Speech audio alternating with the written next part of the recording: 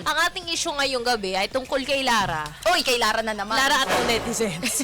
Lara versus the people. Oh my gosh, ang dami.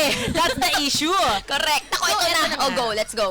So mga ka-vibes, ito kasi si Lara, isa siyang online model na naging Online sikat model? dahil sa kanyang spicy content. Oh. Patok na patok siya sa mga kalalakihan. Ay, syempre. Alam mo naman, di ba? Sa mga Siyempre. revealing pictures niya. Uy. Pero hindi lang siya doon nakakaget ng engagement. Uy, Dahil saan? meron din siyang Only For You app.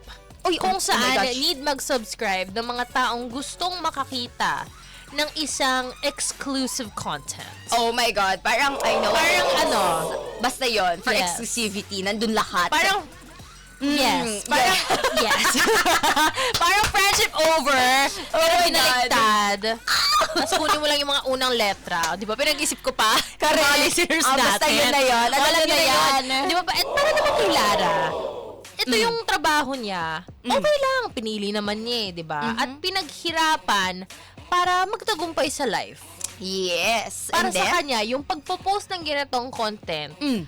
ay parte ng kanyang pagbi-build up ng self-confidence niya and especially pagkakaroon ng financial freedom. Ayan na tayo. Aminin na natin. Diba? Medyo malaki naman kasi talaga ang Iba. return. Mm-mm. Diba? Return Pero malaki of rin. investment. Hindi siya return. Grabe na sa return. Hindi kasi diba, napakalaking bagay din naman na i-post mo yung sarili mo ng ganyan. Yes. Diba? Kaya medyo malaki rin naman yung balik sa'yo. Pero syempre, iba, kanya-kanya tayo ng tolerance sa ganyang bagay eh. And para kay Lara, okay lang, worth Oo. it para sa kanya. Pero habang lalong tumataas ang kanyang popularity, may isa ring bagay na lalong dumadami. Ano yun? I wanna know. Etong mga bagay na to, talagang naaapektuhan na talaga yung mental health ni Lara. Oh. What's that?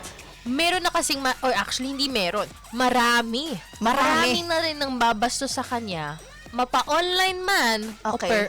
mapa-personal. Kumbaga, ito na kasi yung branding niya eh. So, parang, Oo, parang iniisip tuloy ng tao na Parang pag okay nakita lang. nila in real life na okay lang, di ba? Oo. Bastusin, okay lang mag-comment ng mga hindi nakakatuwang bagay, Oo. di ba? kasi ginagawa niya eh, Oo, di ba? parang Usually ang ginagawa gusto eh. niya yun eh. Oo. And then, Pero what gusto happened? nga ba niya talaga, di Naku. ba?